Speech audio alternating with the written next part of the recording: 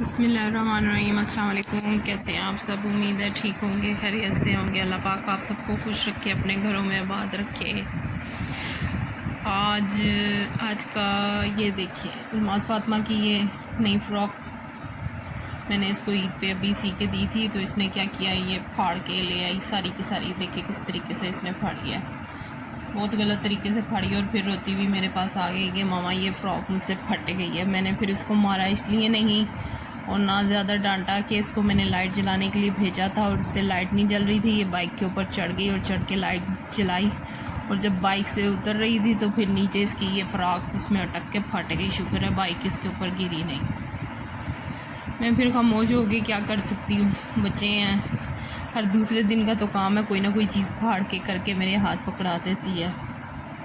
तो अब ये देखिए, इसको टांका लगाना है, किस तरीके से लगाना है, क्या करना है, मैं किस तरह करती हूँ। अब ये अक्सर ये चीज़ें फाड़ देती है। फिर उसके बाद गले पे लगाने वाला बुकरम होता है, वो ये देखें, ये जो गलों पे लगाते हैं अक्सर बुकरम, जो इस्त्री के साथ चिपक जाता है, ये लेके अब मैं इसके ऊपर पहले इस्त्री गर्म करूँगी। इस्त्री गर्म करके फिर इस बुकरम को इसके ऊपर चिपकाऊँगी। फिर मेरे पास इसके साथ का पीस पड़ा हुआ है, फिर वो इस बुकरम के ऊपर पीस रख के फिर मैं इसको सिलाई लगाऊंगी ताकि ये अच्छे तरीके से जुड़ जाए। शुक्र है फ़्रॉक पीछे से ही फटी, आगे से नहीं फटी। अगर आगे से फटती तो और ज़्यादा बुरी और ख़राब लगती। अब जितनी जगह पे इसने ये फाड़ लिया है, मैं इतनी जगह पे उसके हिसाब से मैंने काट लिया है। ये बुकरम काट के मैं इसके ऊपर लगा के चिपका दूँगी पहले, ताकि मेरे लिए सिलाई लगानी आसान हो जाए।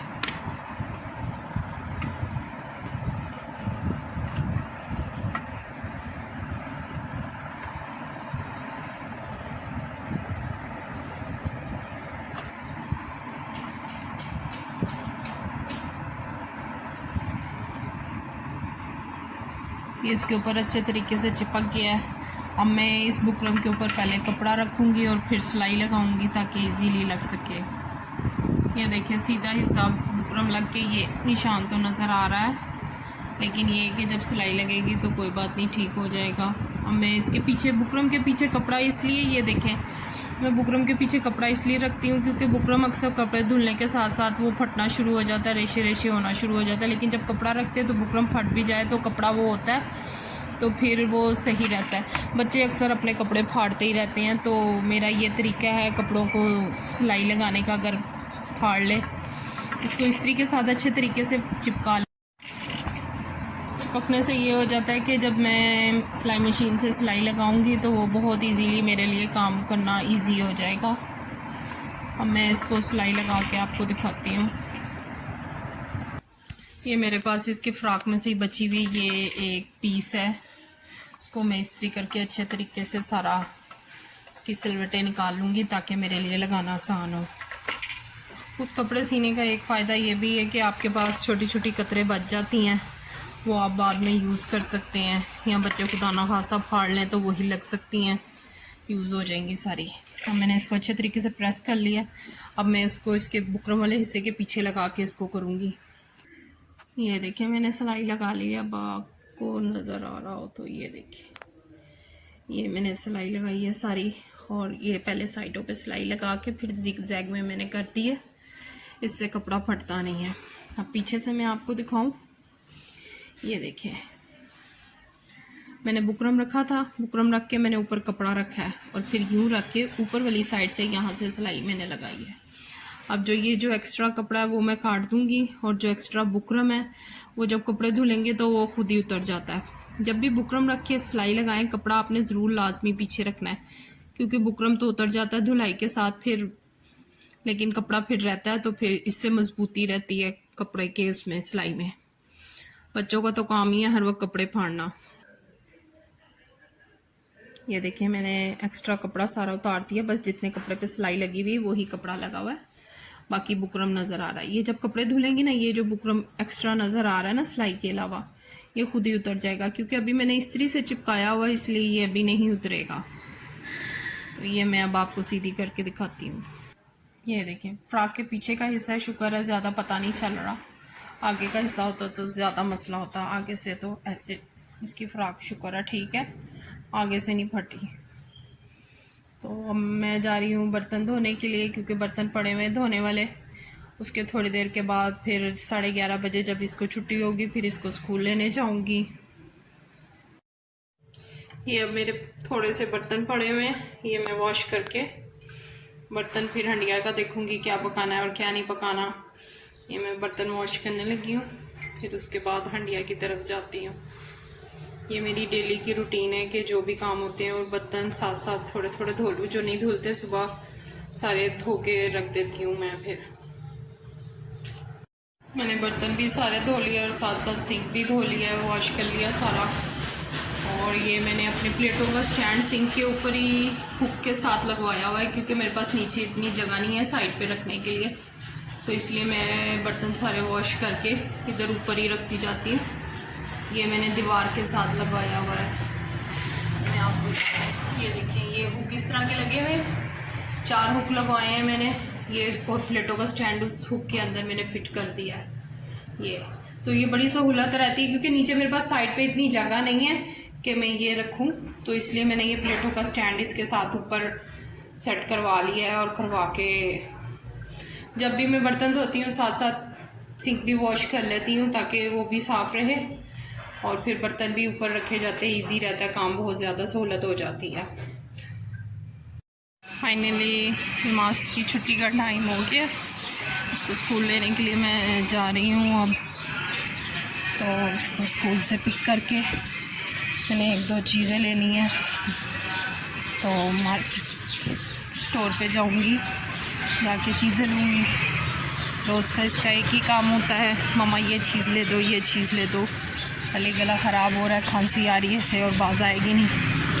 मेरे पास एक ही होती है, इसको हमेशा कह देती हूँ मैं आज बैग नहीं लाई, पर्स नहीं लाई, इसलिए लेके नहीं दे रही। अब कोई तो बहाना मैंने करना है, लेकिन अब आज चूँकि मैंने चीज़ भी कुछ लेनी है 2-3, तो अब इसको भी लूँगी। अब आज ये देखे फिर क्या करती है और क्या नहीं करती। तो चले इसको लेती हूँ मैं स्कूल से, फिर उसके बाद मिलती हूँ आपसे।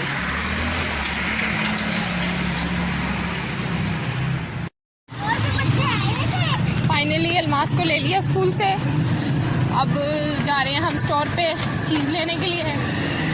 अब देखें ज़रा क्या पड़ता है मुझे और क्या नहीं पड़ता। अलमास कहाँ पे? हाँ बेटा, आज कभी बादल आ रहे हैं, कभी धूप आ रही है। अम्ब्रेला तो सबसे पहले है। अच्छा, तो पेपर कैसा हुआ आपका? ठीक ही था। ओके। ये फाइनली स्टोर पे आ गए हैं। आपने क्या लेना है? ओनली 1 चीज़, ओनली वन। आज चॉकलेट वाला लेना है? चलो जी, अब देखो ज़रा और क्या पढ़ने लगे। मैंने आपको पहले ही कहा था कि 1 चीज़ लेनी है, 2 नहीं लेनी है। नो, खांसी आ रही है पहले ही। चलो अब बिस्कुट लेना है, ले लो बगैर क्रीम के। ये देखिए, 1 चीज़ का कह के हमेशा 2 चीज़ें लेनी होती है। चलो चलो चलो जल्दी लो।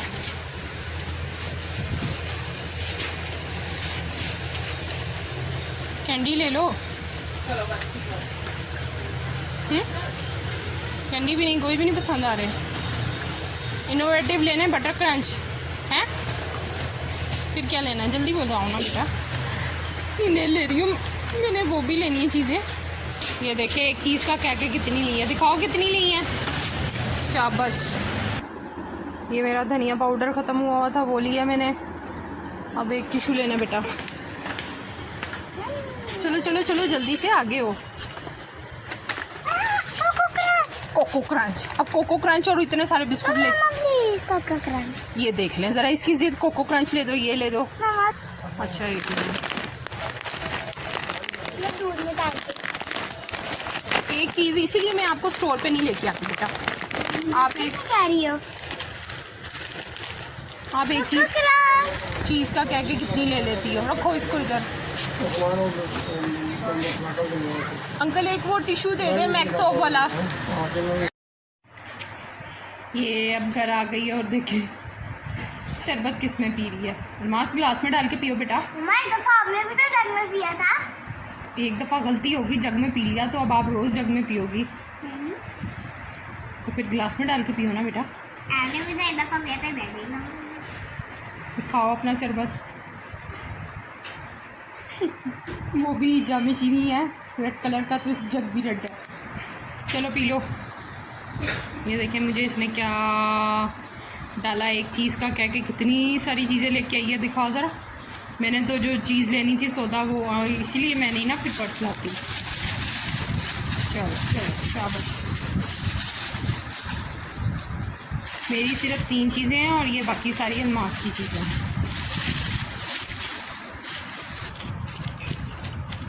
पहले बिस्कुट ले लिया और केक ले लिया, फिर कोको क्रंच नज़र आ गया, ये ले दो मामा, दूध में डाल के खाऊंगी। मैंने टिशू का रोल लेना था और ये धनिया पाउडर ख़त्म हुआ था वो लेना था। तो ये चिकन स्प्रेड भी इसके लिए लिया, स्लाइस पे लगा के सुबह नाश्ते पे खा के जाती है सर, वरना इसने नाश्ता ही नहीं करना होता। एक दफ़ा गलती हो गई, मैंने जग में शरबत पी लिया, अब ये भी कहती है जग में पीना है शरबत, मैंने इसे पीना ही नहीं है।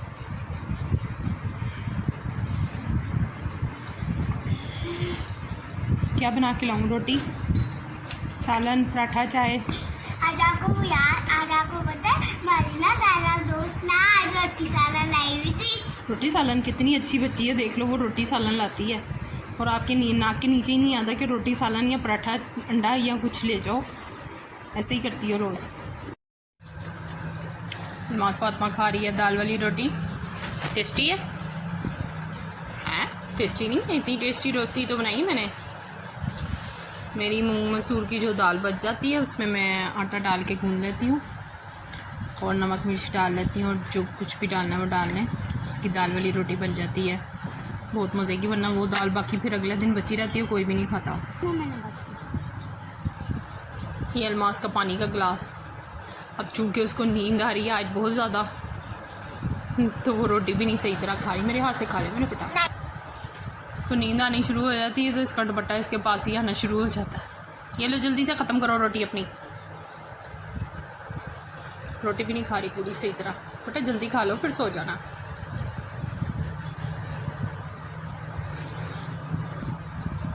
ये लो, सुबह 5:30 बजे उठ जाती है नमाज फातिमा। फिर उठ के उसने एक कार्टून देखना होता है, फिर उसके बाद उसने अपना काम सारा रिवाइज़ करना होता है, फिर उसके बाद जो नहीं आ रहा होता उस पर फिर इसे डांट पड़ती है। इसलिए जिस दिन स्कूल जाती है तो फिर घर आके इसको बहुत ज़्यादा नींद आ रही होती है। मिर्च खा गई। पानी पी लो, पानी पानी।